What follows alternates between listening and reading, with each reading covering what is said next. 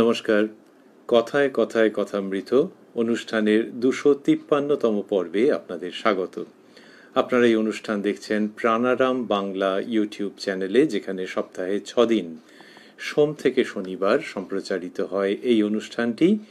শুরুর সময় রাত্রি 9টা।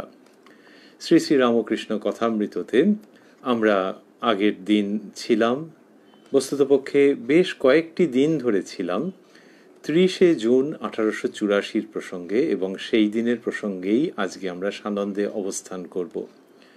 30শে জুন 1884 দক্ষিণেশ্বরে শ্রীরামকৃষ্ণ উপস্থিত।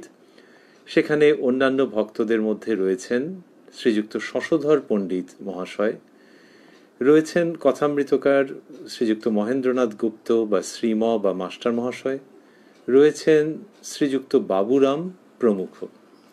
আমরা গতকাল একটি বিশেষ জায়গায় থেমেছিলাম।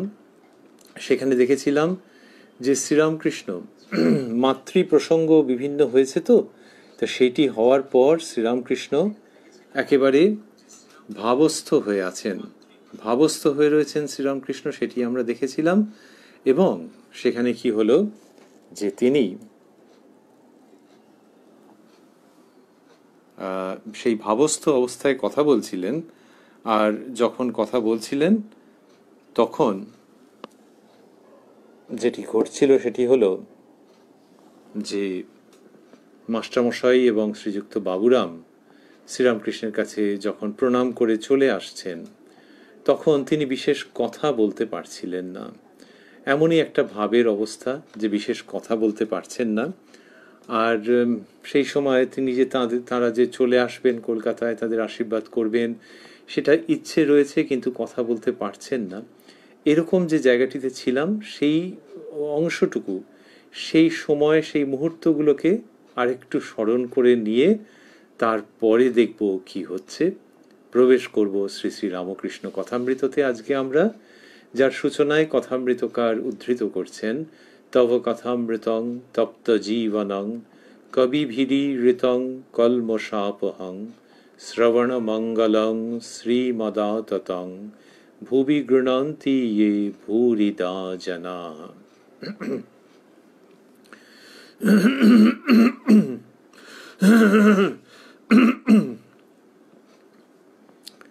মাস্টার ও বাবুরাম কলিকাতায় যাইবেন, ঠাকুরকে প্রণাম করিতেছেন। ঠাকুর এখনো ভাবস্থ। মাস্টারমশাই লিখছেন, মাস্টার ও বাবুরাম কলিকাতায় যাইবেন, ঠাকুরকে প্রণাম করিতেছেন, ঠাকুর এখনো ভাবস্থ। এটি আমরা আগের দিন শুনছিলাম শেষের দিকে। তারপরে মাস্টারমশাই লিখছেন, শ্রীরামকৃষ্ণ মাস্টারের প্রতি, কথা বেরুচ্ছে না, একটু থাকো। ওই ভাবের অতি উচ্চ অন্তরঙ্গ অবস্থায় এই রকমভাবে শ্রীরামকৃষ্ণ বলছেন বা বলবার চেষ্টা করছেন, কথা বেরুচ্ছে না, একটু থাকো। মাস্টার বসিলেন, ঠাকুর কি আজ্ঞা করিবেন অপেক্ষা করিতেছেন।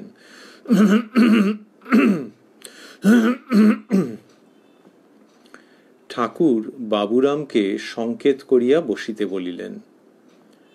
বাবুরাম বলিলেন, আর একটু বসুন, মানে মাস্টারমশাইকে তিনি বলছেন। ঠাকুর বলিতেছেন, একটু বাতাস করো। বাবুরাম বাতাস করিতেছেন, মাস্টারও করিতেছেন। শ্রীরামকৃষ্ণ মাস্টারকে সস্নেহে, তাহলে এই জায়গাটিতে আজকে আমরা প্রবেশ করছি যে ঠাকুর মাস্টারমশাইকে সস্নেহে বলছেন। তাহলে তার আগে দেখলাম যে মাস্টারমশাই যে বসেছেন, তারপরে শ্রীযুক্ত বাবুরামকে, যিনি উত্তরকালে স্বামী প্রেমানন্দ, তাকে ঠাকুর সংকেত করে বসতে বলেছেন। শ্রীযুক্ত বাবুরাম আবার মাস্টারমশাইকে বলেছেন যে আপনি একটু বসুন, আর একটু বসুন। তখন ঠাকুর বললেন, একটু বাতাস করো। বাবুরাম বাতাস, মাস্টারমশাই লিখছেন, বাবুরাম বাতাস করিতেছেন, মাস্টারও করিতেছেন। বোঝাই যায় যে শ্রীযুক্ত বাবুরাম যখন বাতাস করছেন, হয়তো একটাই পাখা, তো হাত পাখা, তো বাবুরাম বাতাস করছেন, আর সেই সময় মাস্টারমশাই হয়তো তার হাত থেকে সেই পাখা নিয়ে মাঝে মাঝে ঠাকুরকে বাতাস করে ধন্য হচ্ছেন। এইবার শ্রীরামকৃষ্ণ কথা বলছেন, তার মানে আগে যে ভাবস্থ অবস্থায় ছিলেন সেখান থেকে অল্প অল্প বাইরের দিকে তার মন আসছে, এবং সেই অবস্থায় তিনি কথা বলছেন মাস্টারমশাইয়ের সঙ্গে, এবং অন্যান্য প্রসঙ্গ সব হচ্ছে। তাহলে এই একটা কি সুন্দর যে যেখানে কিনা বাহ্য জগতে ধীরে ধীরে শ্রীরামকৃষ্ণের মন আসছে। শ্রীরামকৃষ্ণ মাস্টারকে সস্নেহে, এখন আর তত এসো না কেন, তার ভাষা কি চমৎকার, বলছেন এখন আর তত এসো না কেন। তো ওই শ্রীরামকৃষ্ণের ওই বক্তব্য যে দক্ষিণেশ্বরে আর মাস্টারমশাইয়ের আসা হয় না কেন, তার এই প্রশ্ন, এই অভিযোগ, এই অভিমান কবেকার, যখন থেকে মাস্টারমশাই আসছেন তখন থেকেই শ্রীরামকৃষ্ণ এইরকমভাবে মাস্টারমশাইকে একটু বেশি ব্যবধান করে ফেললেই আসার ক্ষেত্রে জিজ্ঞাসা করতেন। এরকম আমরা কথামৃততে কতবার পাচ্ছি। তাহলে এই ভক্তের জন্য ভগবান ব্যাকুল হচ্ছেন, এটা বললেও হয়, নিশ্চয়ই হয়। আবার যদি মানুষের ভাবেও ভাবা যায় যে কি ভালোই বাসছেন মাস্টারমশাইকে, তা তিনি একটু বেশি সময় ধরে না এলে শ্রীরামকৃষ্ণ ব্যাকুল হচ্ছেন। ব্যাকুলতা কীরকম আমরা আগের দিন যেটি শুনেছিলাম আর আজকে শেষাংশটুকুনি স্মরণ করছিলাম, যে শ্রীরামকৃষ্ণ মাতৃভাবে একেবারে মাতোয়ারা হয়ে আছেন।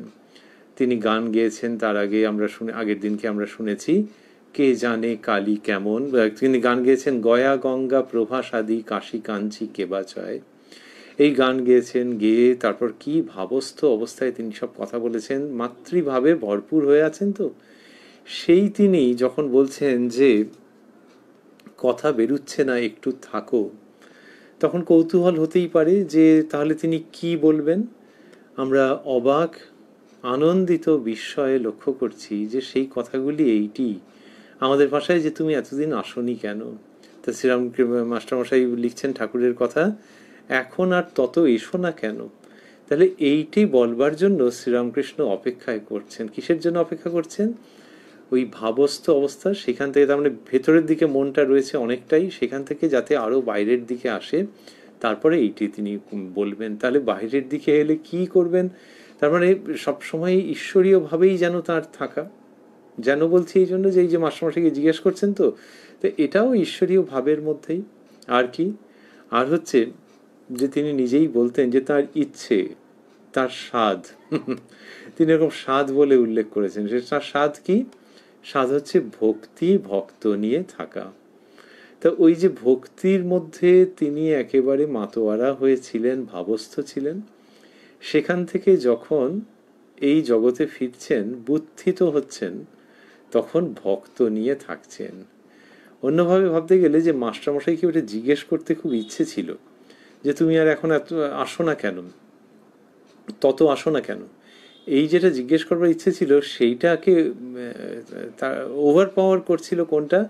তার ওই অন্তর্মুখ ভাব, মাতৃকেন্দ্রিক ভাবই ধরা যাক। মায়ের গান হয়েছে, মায়ের প্রসঙ্গ চলছিল, তো সেটি তার উপরে ছিল। তো এখন সেইখানে তিনি একটা কিছু সমীকরণ তৈরি করেছেন, তিনি সেখানে একটা কিছু ব্যবস্থাপনা করেছেন, করে কি হয়েছে, করে তিনি মনটাকে একটু বাইরের দিকে এনে এখন ভক্ত নিয়ে থাকছেন।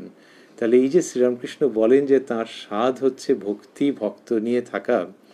আমরা 30শে জুন মাস্টারমশাই কলকাতায় চলে আসার প্রাককালে যেটি দেখছি, মাস্টারমশাই এবং বাবুরাম মহারাজ রয়েছেন, তখন আমরা যেটা দেখছি সেটা হচ্ছে যে শ্রীরামকৃষ্ণ কীরকমভাবে একদিকে ভক্তি আর একদিকে ভক্ত, দুটো তো আলাদা নয়, তবুও তার ভক্তির দিক, মায়ের শ্রীচরণে লগ্ন হয়ে ভক্তি রস আস্বাদন করার দিক, আরেকটি হচ্ছে ভক্তকে নিয়েও অনাবিল ঈশ্বরীয় আনন্দে মগ্ন হয়ে থাকার দিক।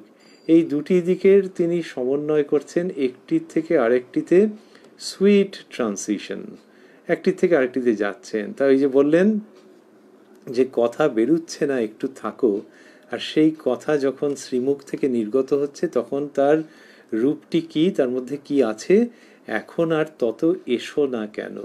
এই ভক্তি ভক্ত নিয়ে শ্রীরামকৃষ্ণের অবস্থান। মাস্টারমশাই লিখছেন, মাস্টার আজ্ঞা বিশেষ কিছু কারণ নাই, বাড়িতে কাজ ছিল। শ্রীরামকৃষ্ণ, বাবুরাম কি ঘর কাল টের পেয়েছি। এইগুলো কি অপূর্ব যে তিনি কি নিয়ে আনন্দ করছেন, যে শ্রীযুক্ত বাবুরাম তার ঘর। শ্রীরামকৃষ্ণ এরকম বলতেন যে কার কোনটা স্বভাব, কার কোনটি পূর্ব সংস্কার, কার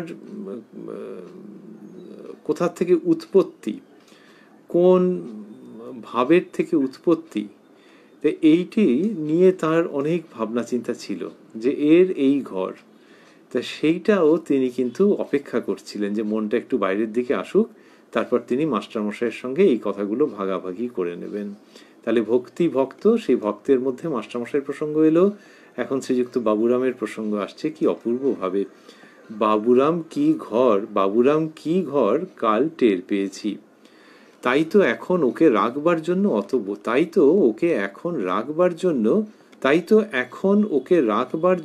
অত বলছি। পাখি সময় বুঝে ডিম ফুটোয়, কি জানো এরা শুদ্ধ আত্মা, এখনো কামিনী কাঞ্চনের ভিতর গিয়ে পড়ে নাই, কি বলো? তা বললেন যে তাই তো এখন ওকে রাখবার জন্য অত বলছি। এর আগে বলেছেন, আমরা আগের দিন পেয়েছি, যেখানে মাস্টারমশাই লিখেছেন যে আজকাল ঠাকুরের সেবার কষ্ট হইয়াছে। তা সেই জন্যে এটা মাস্টারমশাই বললেন, আর তারপর বললেন যে সেই জন্য বাবুরামকে তিনি বলছেন যে তুই থাক, তাহলে ভালো হয়। ঠাকুরের খাওয়া দাওয়া এটা ওটা সামান্য সেবা, সেটা কে করবে, সেই সময় অসুবিধে হয়েছে। তাই তিনি শ্রীযুক্ত বাবুরামকে থাকতে বলছেন। এই যে থাকতে বলছেন, পাশাপাশি তিনি কিরকম বলছেন, শুধু তার সেবার জন্য থাকতে বলা নয়, বলছেন বাবুরাম কি ঘর কাল টের পেয়েছি। তার মানে তার অনুভূতির জগতে, ধ্যানের গভীরতার জগতে সেটি উদ্ভাসিত হয়েছে। এটি বলছেন, বাবুরাম কি ঘর কাল টের পেয়েছি, তাই তো এখন ওকে রাখবার জন্য অত বলছি। অর্থাৎ ওর সেবার জন্যেও একটা দিক, আর একটা হচ্ছে যে এই অবস্থায় সে সেখানে থাকুক, তাহলে তার আধ্যাত্মিক অনেক উন্নতি হবে, অগ্রগতি হবে দ্রুত। পাখি সময় বুঝে ডিম ফুটোয়, তাহলে ওই যখন তার শাবকের বেরিয়ে আসার সময়, সেই সময় ডিম ফুটোয়, তেমনি বাবুরামকে যে সংসারের থেকে দূরে এইখানে এসে থাকতে বলছি, এটাও ওর সময় হয়েছে বলে। পাখি সময় বুঝে ডিম ফুটোয়, কি জানো এরা শুদ্ধ আত্মা, এখনো কামিনী কাঞ্চনের ভিতর গিয়ে পড়ে নাই, কি বলো? এই মাস্টারমশাইয়ের সঙ্গে বলছেন। তখন মাস্টারমশাই বলছেন, আজ্ঞা হাঁ, এখনো কোনো দাগ লাগে নাই। প্রসঙ্গত শ্রীযুক্ত বাবুরাম হচ্ছেন মাস্টারমশাইয়ের প্রত্যক্ষ ছাত্র মেট্রোপলিটন ইনস্টিটিউশনের। তা ছাত্রের প্রতি ভালোবাসা আছে, আর শ্রীরামকৃষ্ণ যে তাকে যে দৃষ্টিতে দেখছেন, সেই দৃষ্টিতে সায় দেওয়াও আছে সর্বান্তঃকরণে। শ্রীরামকৃষ্ণ, নূতন হাঁড়ি, দুধ রাখলে খারাপ হবে না মাস্টার। আজ্ঞা হাঁ। শ্রীরামকৃষ্ণ, বাবুরামের এখানে থাকবার দরকার পড়েছে, অবস্থা আছে কি না তাতে ওই সব লোকের থাকা প্রয়োজন। ও বলেছে ক্রমে ক্রমে থাকবো, না হলে হাঙ্গামা হবে, বাড়িতে গোল করবে। আমি বলছি শনিবার রবিবার আসবে। এরকম কি কাতর একটা ভাব! তো তার সেবা করার কি লোকের অভাব হবে? কিন্তু ওই তার অত্যন্ত উচ্চ অবস্থা, সেই জন্যে সেই রকম শুদ্ধ সত্য মানুষ ছাড়া তার কাছে থাকতে পারবে না। আর যাকে থাকার কথা বলছেন তারও আধ্যাত্মিক মঙ্গল হবে, কল্যাণ হবে, সেটা তিনি অনুভব করেছেন। কাল টের পেয়েছি, বাবুরাম কি ঘর কাল টের পেয়েছি, সেই জন্য চাইছেন যে ছেলে আর যেন বেশি দেরি না করে, এখন যেন এসে থাকতে আরম্ভ করে। তো এইসব কথা মাস্টারমশাইয়ের সঙ্গে বলার কি দরকার? কিন্তু ওই ভক্তি ভক্ত নিয়ে থাকা মাস্টারমশাই, ঠাকুর তাকে একটুখানি অন্যরকমভাবেও দেখেন, মাস্টার বলে ডাকেন। আর এই বাবুরাম, শ্রীযুক্ত বাবুরামের তিনি মাস্টার মহাশয়, সব মিলিয়ে ওই মাস্টারমশাইয়ের সঙ্গে আর কি হচ্ছে কথাবার্তা, যে কি করে ভালো হয়, পড়াশোনা ভালো হয় নাকি না তা নয়, আধ্যাত্মিক উন্নতি কি করে হয়। এবং পড়াশোনার ক্ষেত্রে আরো প্রমোশন, ডাবল প্রমোশন না, কিন্তু আধ্যাত্মিকতা বা স্পিরিচুয়ালিটির ক্ষেত্রে অভাবনীয় প্রমোশন, অভাবনীয় উদ্বোধন এবং উত্তরণ কি করে হয়, সেটি এই মাস্টার উদ্ধৃতির মধ্যে মাস্টার মহাশয় তার সঙ্গে শ্রীরামকৃষ্ণ আলোচনা করছেন বা ভাগাভাগি করে নিচ্ছেন। এই যে কথা হলো, যেখানে দেখলাম আমরা যে উনি বললেন যে কি জানো এরা শুদ্ধ আত্মা, এখনো কামিনী কাঞ্চনের ভিতর গিয়ে পড়ে নাই, কি বলো? ওই যে আমরা বলছিলাম শেয়ার করে নেওয়ার ভঙ্গি, কি বলো, মানে তোমার কি মতামতের কিছু ভিন্নতা আছে, অন্যরকম কিছু বলছো? মাস্টারমশাই বলছেন, আজ্ঞা হাঁ, এখনো কোনো দাগ লাগে নাই। তাহলে এই শ্রীরামকৃষ্ণ আনন্দ করছেন। এটি তার আনন্দ, এটি তার আস্বাদন এই প্রসঙ্গের, যে বাবুরাম এরকম, এরা শুদ্ধ আত্মা, এখনো কামিনী কাঞ্চনের ভিতর গিয়ে পড়ে নাই, কি বলো। এখানে আবার দেখছি পাশাপাশি যে এই কথা যিনি বলছেন তিনি নিজে স্বেচ্ছায় বিবাহ করেছেন। বলা হয় যে বিবাহ সংস্কার স্বীকার করেছেন, পত্নীকে ঘরে নিয়ে এসেছেন, যারা খুঁজতে যাচ্ছিল তাদেরকে বলেছেন যে এই জয়রামবাটিতে কুটো বাঁধা হয়ে রাখা আছে, এরকম বলেছেন, কুটো বাঁধা আছে, তো সেই রকমভাবে তিনি নিয়ে এসেছেন। কিন্তু এই উক্তি থেকে বোঝাই যাচ্ছে ইনি সংসারের মধ্যে নেই।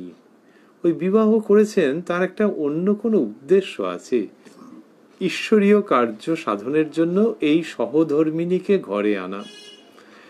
তা নাহলে কখনো এরকম বলেন যে এখনো কামিনী কাঞ্চনের ভিতর গিয়ে পড়ে নাই, কি বলো।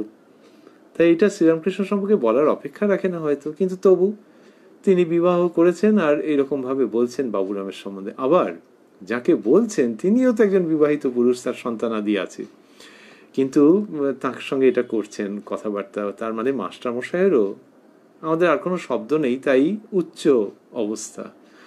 আসলে শ্রীরামকৃষ্ণের কতটা কাছের মানুষ তিনি, যে ওই সংসার করেছেন, সন্তানাদি হয়েছে।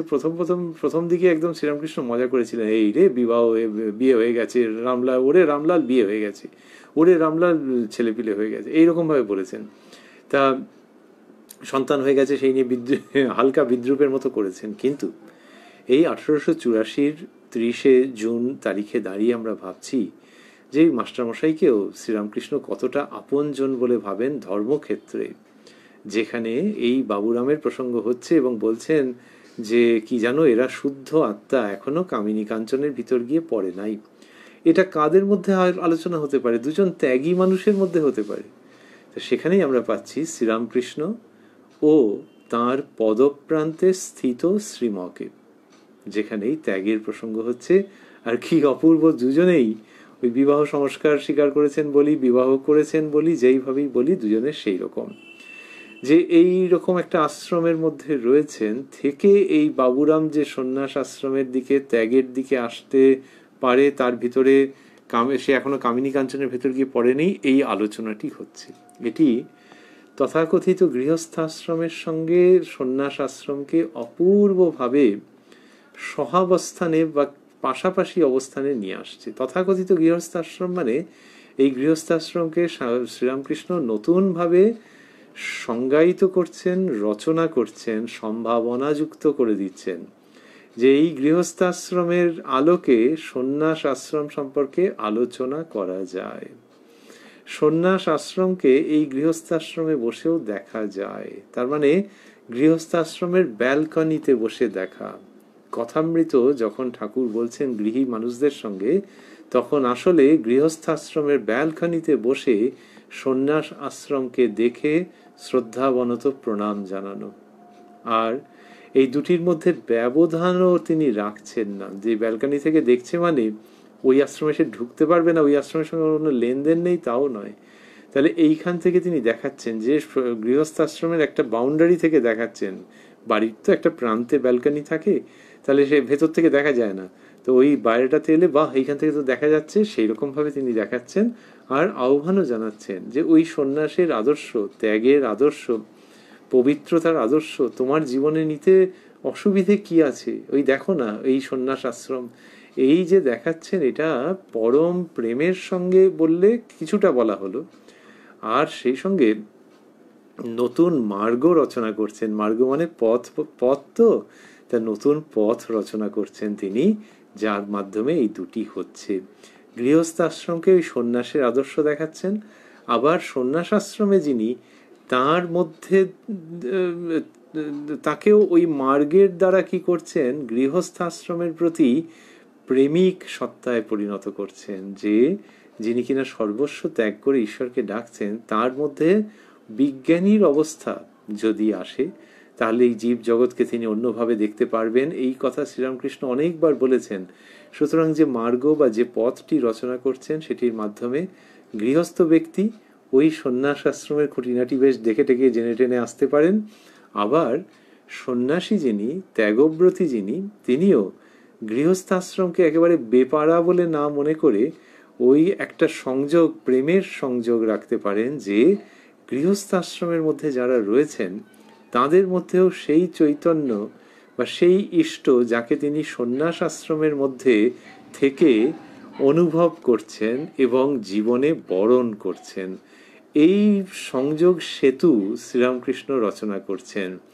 তো সেইটি দেখতে পাচ্ছি যখন এরকমভাবে মাস্টারমশাইয়ের সঙ্গে কথা বলছেন বাবুরামের শ্রীযুক্ত বাবুরামের উচ্চ অবস্থা এবং আধ্যাত্মিক সম্ভাবনা নিয়ে। কি জানো, এরা শুদ্ধ আত্মা, এখনো কামিনী কাঞ্চনের ভিতর গিয়ে পড়ে নাই। কি বলো? কথা হচ্ছে যে সন্ধ্যের দিকে কথা হলো, যে মাস্টারমশাই চলে আসবেন করছিলেন, দক্ষিণেশ্বরে বসে কথা হচ্ছে। সেই দক্ষিণেশ্বর যেখানে শ্রীরামকৃষ্ণ অবস্থান করছেন, যেখানে থেকেছেন মা শারদামণি। ওই তাদের বিবাহিত জীবন। আবার শ্রীরামকৃষ্ণকে বলা হয়েছে রামকৃষ্ণ পরমহংস। তাহলে দক্ষিণেশ্বর হচ্ছে সেই গৃহস্থাশ্রম এবং সন্ন্যাস আশ্রমের একত্র মিলন ভূমি। শ্রীরামকৃষ্ণ যেখানেই অবস্থান করেন সেখানেই তেমনটি হয়। তবে এই প্রধান লীলাস্থল দক্ষিণেশ্বর, সেটির প্রসঙ্গে এটি 30শে জুন 1884 নিরিখে বিশেষভাবে মনে হয় যে গৃহস্থাশ্রম এবং সন্ন্যাস আশ্রম এই দুটির মধ্যে একটা কোলাজ যেন হচ্ছে। দুটো ছবিকে যখন কোলাজ করে যুক্ত করা হয় তখন মাঝখানটা কিরকম থাকে, একটা ফ্রিঞ্জ এরিয়া, যে মাঝখানটা দেখলে মনে হবে বাঁ দিকের ছবিরও এটা অংশ, আবার ডান দিকের ছবিরও অংশ, সার্থক কোলাজ। দক্ষিণেশ্বর অবস্থান করছে সেই কোলাজের মধ্যবর্তী স্থানটিতে। এখানে গৃহস্থাশ্রমও রয়েছে, আবার সন্ন্যাস আশ্রমও রয়েছে। গৃহস্থাশ্রমের মধ্যে খুব ত্যাগের ভাব একটা মাখামাখি হয়ে রয়েছে, সেই বর্ণ দেখতে পাওয়া যাচ্ছে। আবার সন্ন্যাস আশ্রমের মধ্যে গৃহীর প্রতি একটি অনির্বচনীয় আধ্যাত্মিক প্রেম, সেটির বর্ণ রয়েছে। এই দুটো মিলে যে সন্ন্যাস এবং গৃহস্থাশ্রম, তাদের মধ্যবর্তী যে কোলাজ এরিয়া, সেইটি দক্ষিণেশ্বর।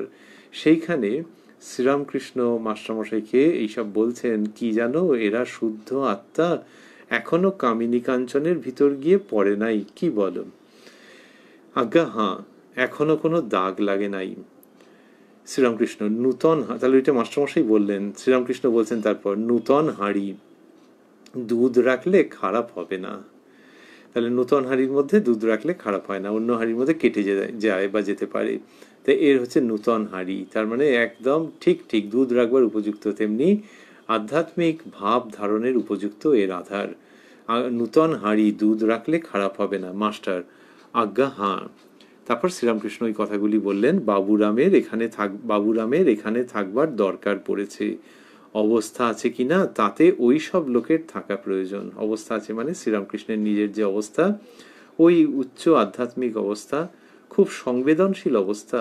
অন্যের স্পর্শ তো বটেই, অন্যের সঙ্গ তিনি নিতে পারেন না যখন মন এইরকম অবস্থাতে থাকে, কষ্ট হয় তার। তা সেরকম বলছেন যে তাতে ওইসব লোকের থাকা প্রয়োজন। কষ্ট হয় মানে ওই ভিন্ন ভাবের লোক এলে কষ্ট হয়। আবার একই সঙ্গে আরেকটা কষ্ট হয় যে সেই লোকটিকে বেশি কাছে আসতে দিতে পারছেন না, কিন্তু মন প্রাণ সমস্ত সত্তা এমনই যে কি করবেন তিনি। যে এই বলা হচ্ছে যে সাত্ত্বিক তনু, তার সাত্ত্বিক ভাব সর্বাঙ্গে দিয়ে বিচ্ছুরিত হচ্ছে।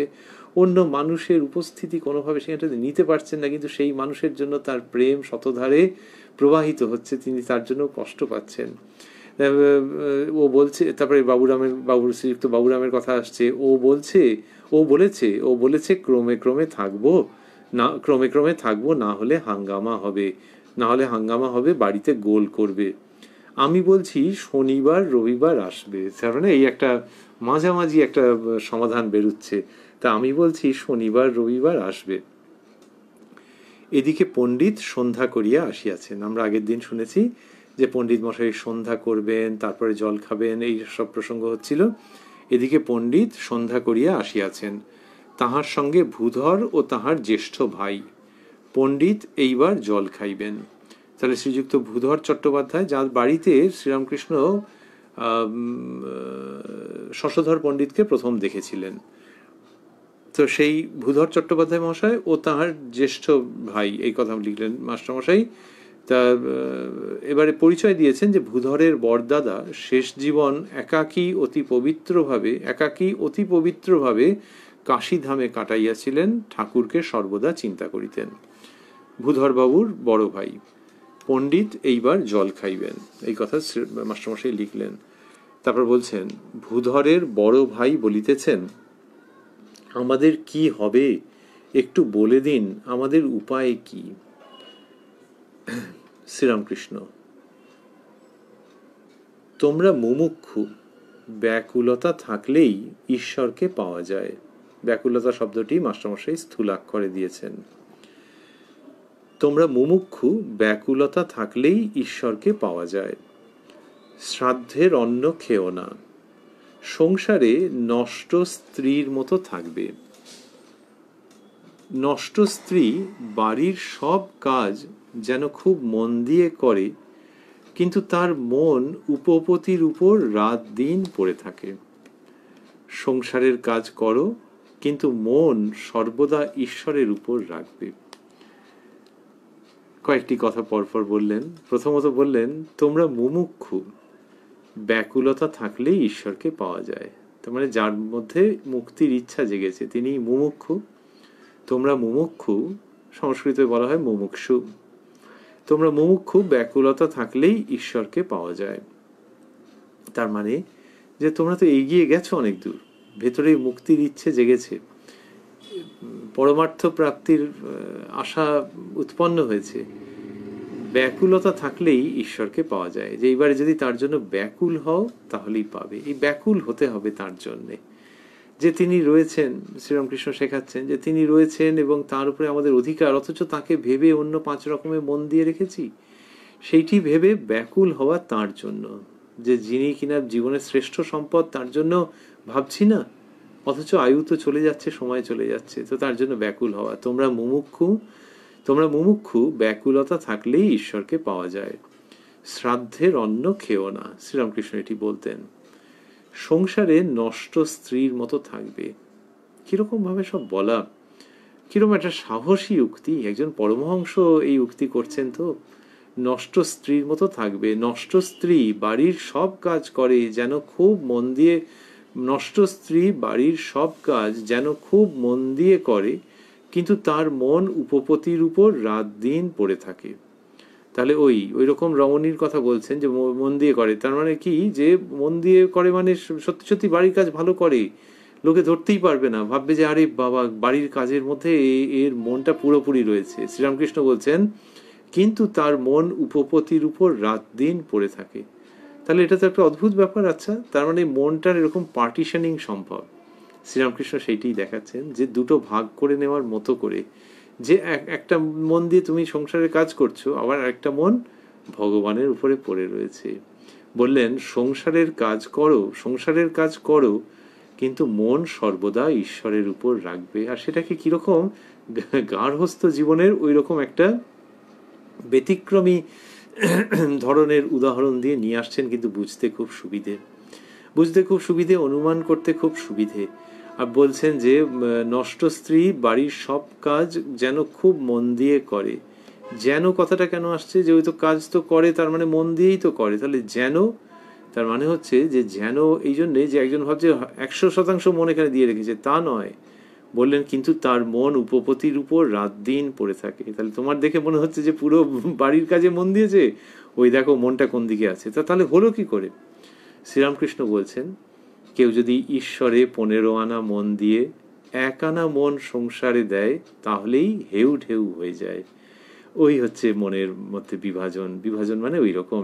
তাহলে 15 আনা দিয়ে 1 আনা দিচ্ছে, কিন্তু লোকে যখন দেখছে যে বাড়ির কাজগুলো একদম সুন্দরভাবে হচ্ছে, কারুর কোনো অভিযোগ নেই, তখন সে ভাবছে যে পুরো মনটাই এখানে দিয়েছে। ওই রকম ভাবে করতে হবে, ঈশ্বরের দিকে মনটা রাখতে হবে। যেমন নষ্ট স্ত্রী, তার মন উপপতির উপর রাত দিন পড়ে থাকে। এই যে প্রবল আকর্ষণের যে জায়গাটা, কিন্তু এখানে আনফেয়ার, সেই আনফেয়ার জায়গাটাকে শ্রীরামকৃষ্ণ তুলছেন শুধু ওই আকর্ষণের উপমা রূপে ব্যবহার করবার জন্যে, একেবারে অব্যর্থ। যে ওইখানে যেরকম মন সব সময় ওই দিকটাতে ছুটছে, সেরকম ঈশ্বরের দিকে মনটাকে ছুটিয়ে দাও। আর তাতে করে যদি 1 আনা মন এদিকে রাখো, কোনো চিন্তা নেই, সমস্ত কাজ হয়ে যাবে। এটি একটি দিক।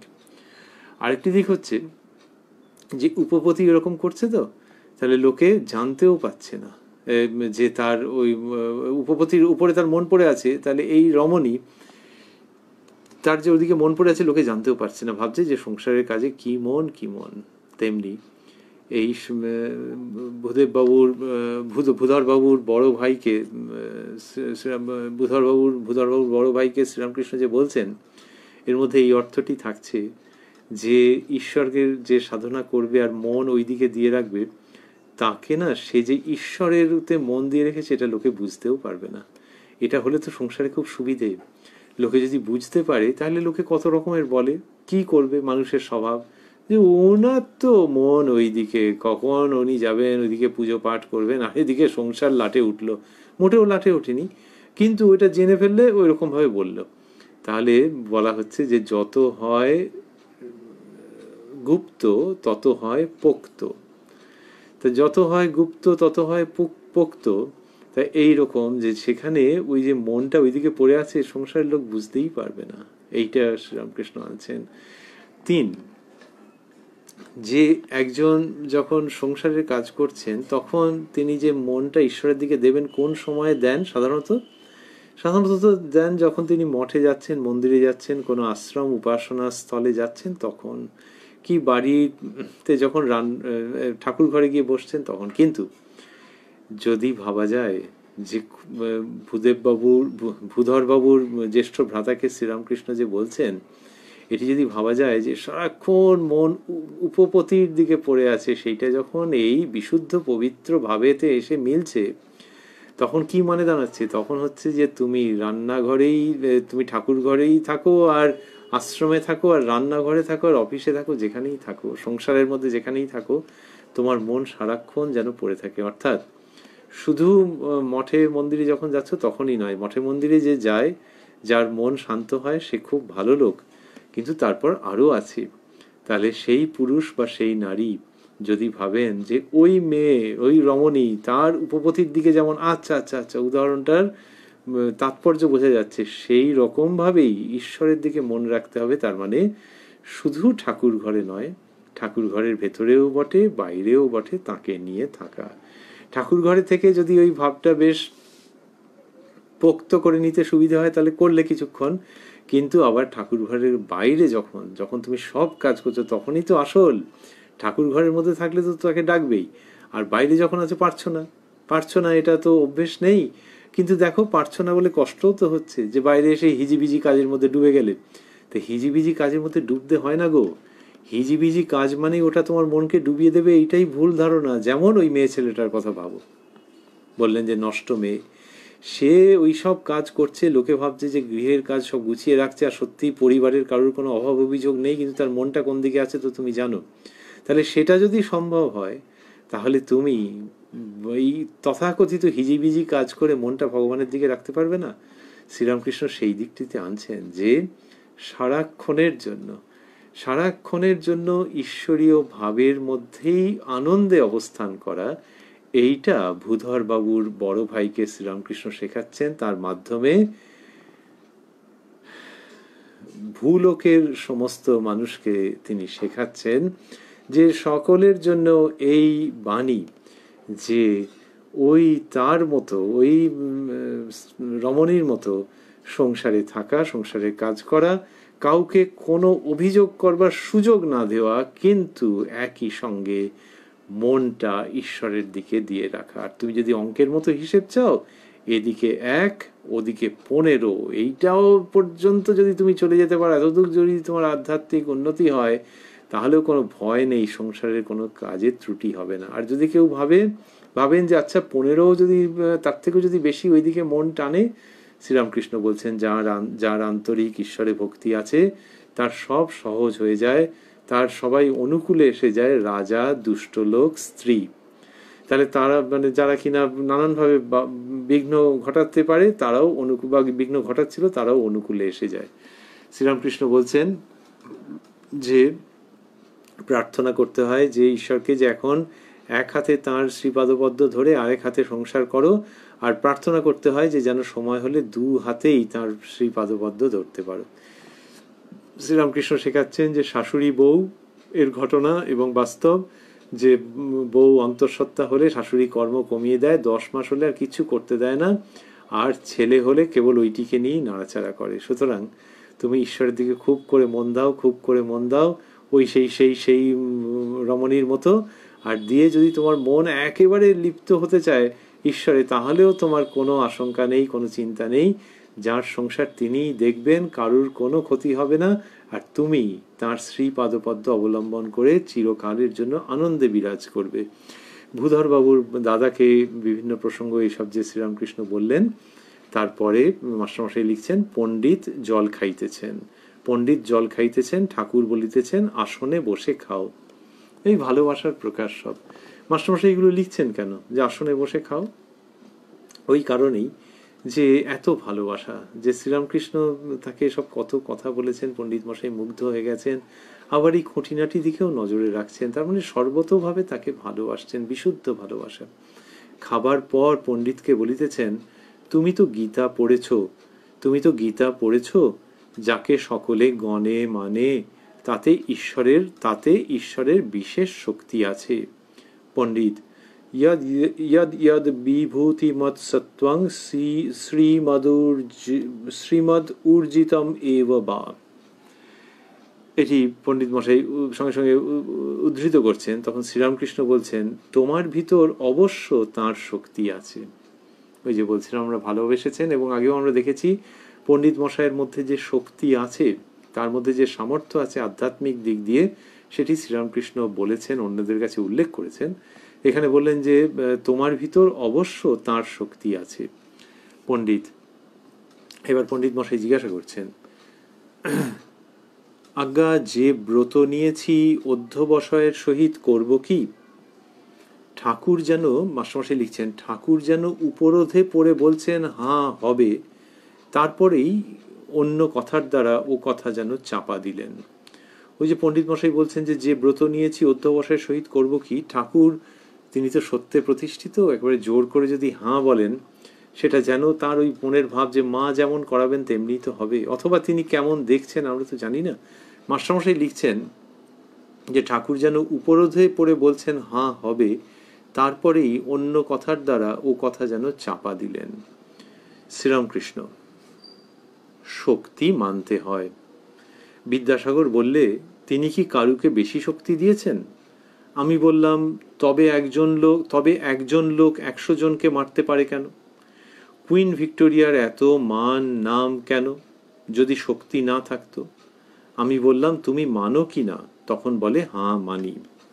বিদ্যাসাগর মশাইয়ের সঙ্গে কথা হয়েছিল, সেটি বললেন যে শক্তি মানতে হবে। বিদ্যাসাগর মশাই বলেছিলেন, তিনি কি কারুকে বেশি শক্তি কারুকে কম শক্তি দিয়েছেন? তখন শ্রীরামকৃষ্ণ সেই কথাটিকে একেবারে বুঝিয়ে বলে দিয়েছেন তার মতো করে, যে সেই কথার মধ্যে, বিদ্যাসাগর মশাইয়ের কথার মধ্যে যে অসঙ্গতি ছিল সেটাকে ধরে দিয়েছেন, যে বিভূরূপে তিনি সর্বত্র আছেন বটে, কিন্তু কোথাও বেশি প্রকাশ কোথাও কম প্রকাশ, সেটি এখানে তিনি উল্লেখ করলেন, এবং এই শক্তির প্রসঙ্গ পণ্ডিত মশাইয়ের কাছে করলেন। পণ্ডিত, মাস্টারমশাই লিখছেন, পণ্ডিত বিদায় লইয়া গাত্রোত্থান করিলেন ও ঠাকুরকে ভূমিষ্ঠ হইয়া প্রণাম করিলেন, সঙ্গের বন্ধুরাও প্রণাম করিলেন। ঠাকুর বলিতেছেন, আবার আসবেন।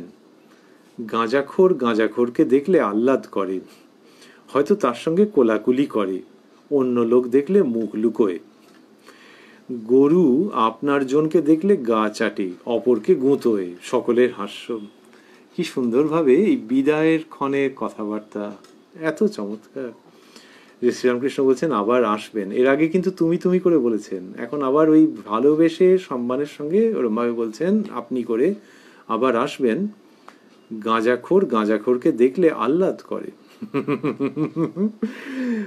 হয়তো তার সঙ্গে কোলাকুলি করে, অন্য লোক দেখলে মুখ লুকোয়। কি অদ্ভুত একটি চিত্রণ, যে গাঁজাখোর অন্য লোককে দেখলে মুখ লুকোয়, যে ওর সঙ্গে চলবে না, এবারে যাতে দেখতে না পায় সে অন্য জায়গায় চলে গেল। আর আরেকজন গাঁজাখোরকে দেখলে, তাহলে গাঁজাখোরকে দেখে চিনলো কি করে? আছে একটা ব্যাপার, সে তো তখনও গাঁজা মাজা নিয়ে বসেনি, কিন্তু দেখেই ঠিক চিনেছে যে আমার লাইনে। তো বলছেন যে গাঁজাখোরকে দেখলে আহ্লাদ করে, হয়তো তার সঙ্গে কোলাকুলি করে। কি মহা মুশকিল, যে যেই দেখেছে গিয়ে ছুটে গিয়ে তার সঙ্গে কোলাকুলি করছে, কিন্তু করে। গাঁজাখোরকে দেখলে আহ্লাদ করে, হয়তো তার সঙ্গে কোলাকুলি করে। এটি পণ্ডিত মশাইকে বলছেন। পণ্ডিত মশাই অনেক শাস্ত্র পড়েছেন, কিন্তু এই হিউমার, এই রসমণ্ডিত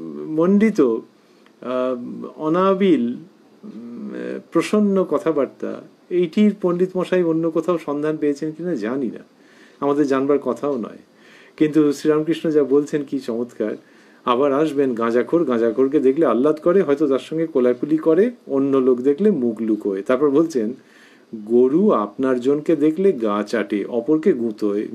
সকলের হাস্য।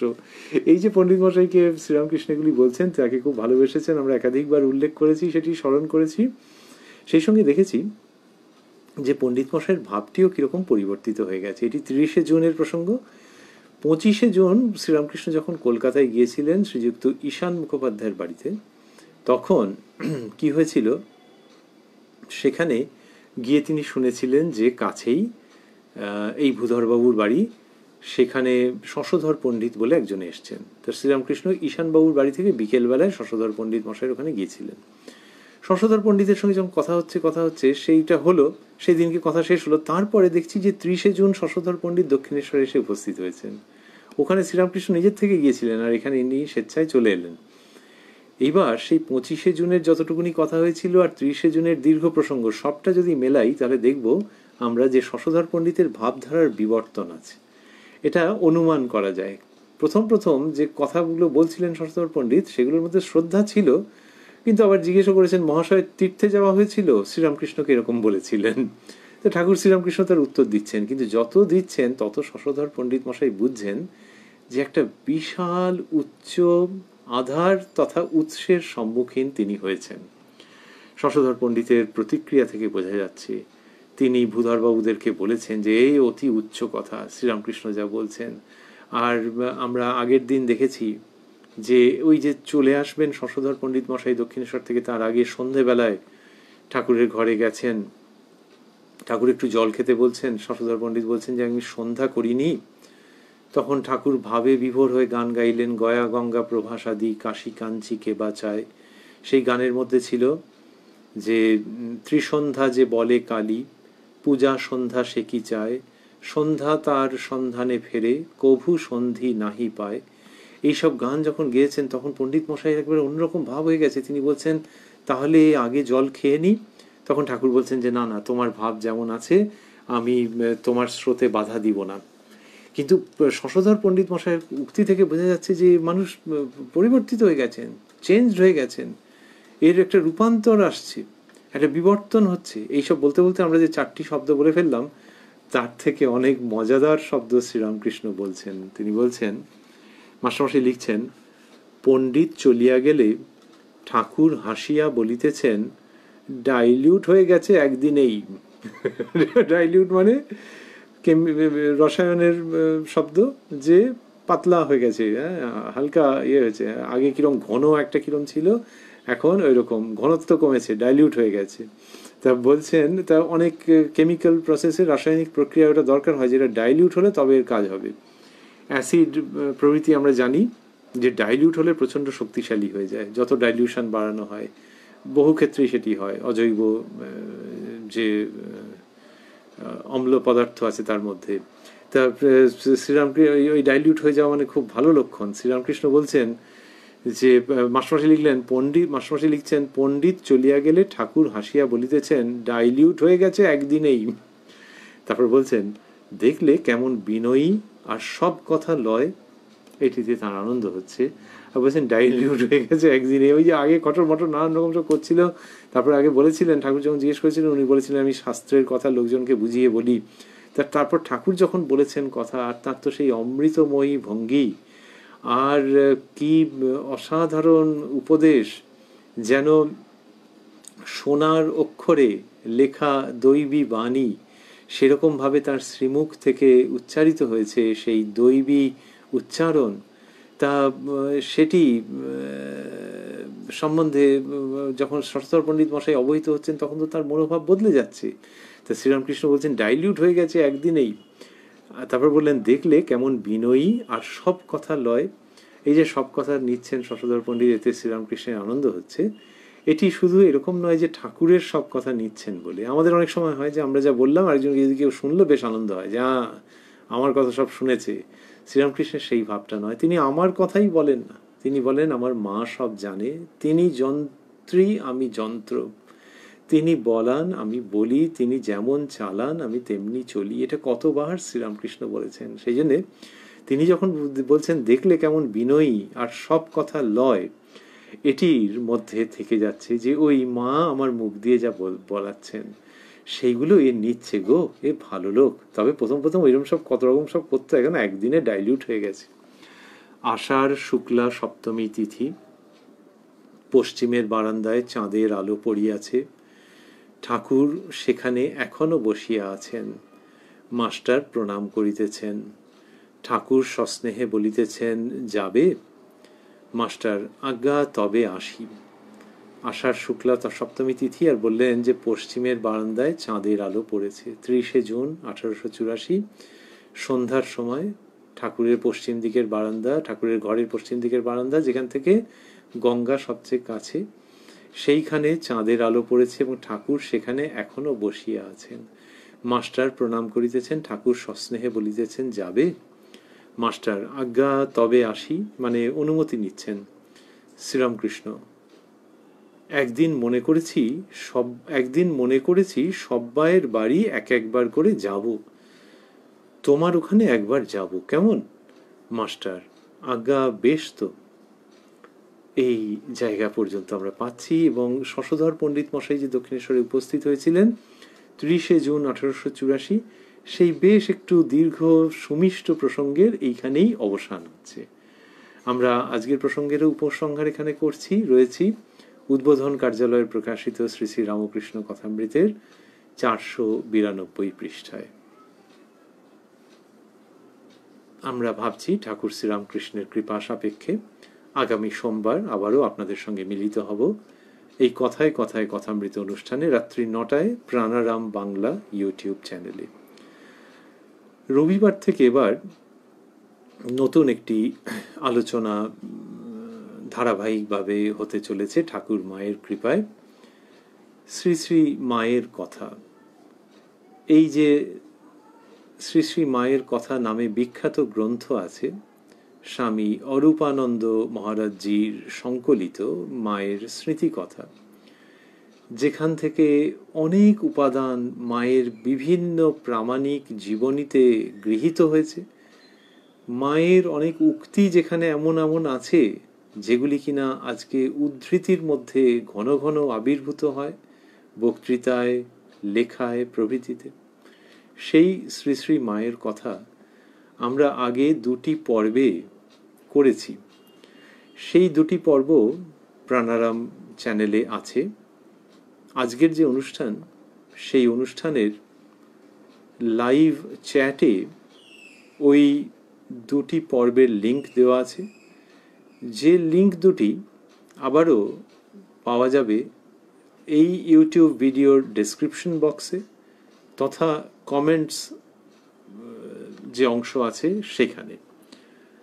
যারা মনে করবেন তারা ওই 2টি পর্ব আগে শুনে নিতেই পারেন। কালকে থেকে যেটি শুরু হচ্ছে স্বাভাবিকভাবেই 3য় পর্ব দিয়ে শুরু হবে। দেখা যাবে কোষ্টি পাথর প্রাণারাম ইউটিউব চ্যানেলে আগামীকাল শুরুর সময় রাত্রি 9টা।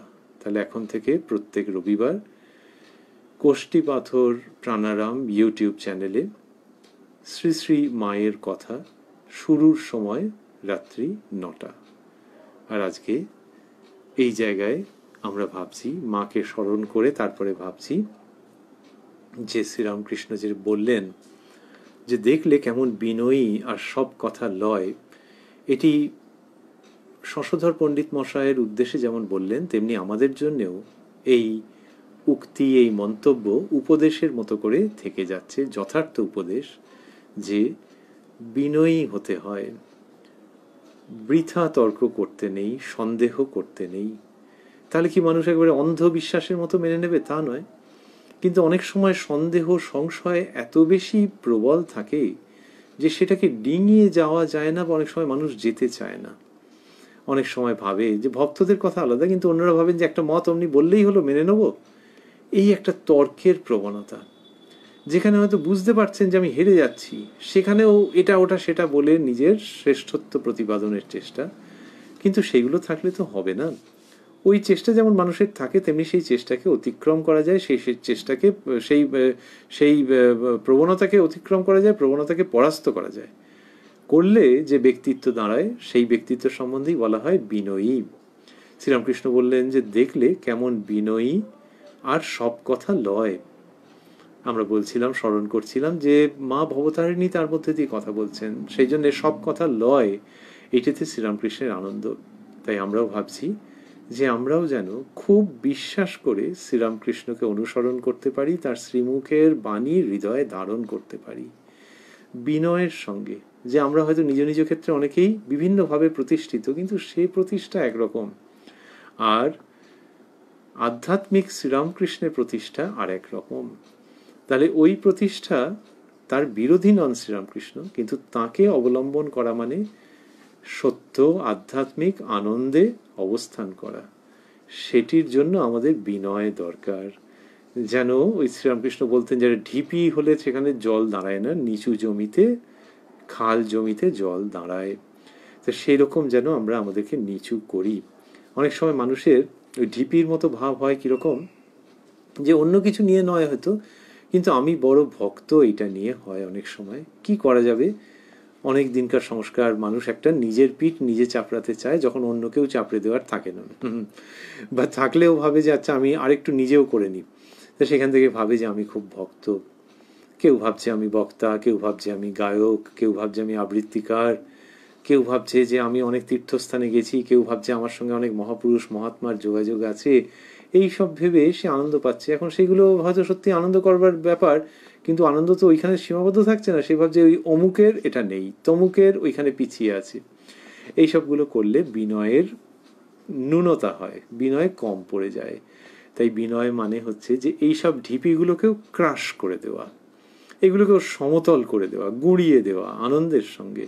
সেইটা করলে যে বিনয়ের সমতল তৈরি হয়, সেইখানে আধ্যাত্মিক বাড়ি এসে জমতে পারে, সেই জল জমে, সেই জল থাকে। নিচু জমি হলে সেখানে থাকে, শ্রীরামকৃষ্ণ বলছেন।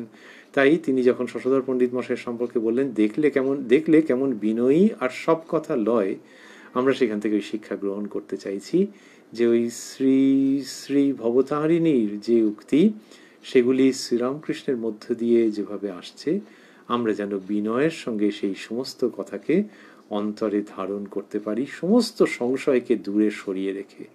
আর সেটা করলে কি হবে, সেটা করলে হবে কি, শ্রীরামকৃষ্ণ খুব প্রসন্ন হবেন মনে হয়। তিনি তো অন্য কিছু চাননি, নিজের জন্য কিছু চাননি, কিন্তু ওই মায়ের কথা, ধর্মের পবিত্রতার, উত্তরণের, আনন্দের, মুক্তির, আস্বাদনের কথা মানুষজন নিক মনে প্রাণে, সেটাই তো তিনি চেয়েছেন। তাই বিনয়ের সঙ্গে সব কথা নিলে, তিনি বলছেন বিনয়ী আর সব কথা লয়, তা সেই তার ওই গ্রামের ভঙ্গিটিই না হয় থাকুক। যে সেই রকম ভাবে যদি আমরা করতে পারি, বিনয়ের সঙ্গে সব কথাকে যদি গ্রহণ করতে পারি, যে বললেন যে সব কথা লয়, সেরকম হলে ঠাকুর খুব খুশি হবেন। তিনি কোথায় রয়েছেন, তিনি সকলের অন্তরে আছেন বলাই বাহুল্য। আর কথামৃত পড়তে পড়তে তার ওই দৃশ্যটিও মনে পড়ে। ওই যে বলা হয় যে অন্তরে বাহিরে সর্বত্র, তো তার মধ্যে আজকে আমরা 30শে জুন 1884 প্রসঙ্গ সমাপন করতে করতে ভাবছি যে পশ্চিমের বারান্দায় চাঁদের আলো পড়িয়াছে, ঠাকুর সেখানে এখনো বসিয়া আছেন। এই এখনো শব্দটি ভারী অদ্ভুত, ইঙ্গিত বহ, গভীর, যে এখনো শ্রীরামকৃষ্ণ যেন সেখানে বসে আছেন। এই তার লীলার মাহাত্ম্য, লীলার চিন্তা, যে পশ্চিমের গোল বারান্দা, সেখানে চাঁদের আলো পড়েছে, ঠাকুর সেখানে এখনো বসিয়া আছেন, যিনি অন্তরে তিনি বাইরেও। তাই আমরা সেই যে চাঁদের আলোয় শ্রীরামকৃষ্ণ মুখে চন্দ্রমার সুষমা ধারণ করে বসে আছেন, তাঁর শ্রীপাদপদ্মে আমরা প্রণাম জানাই। ওখানে ছিল যে মাস্টার প্রণাম করিতেছেন, তা সে তিনিই করবেন আর আমরা বঞ্চিত হব নাকি?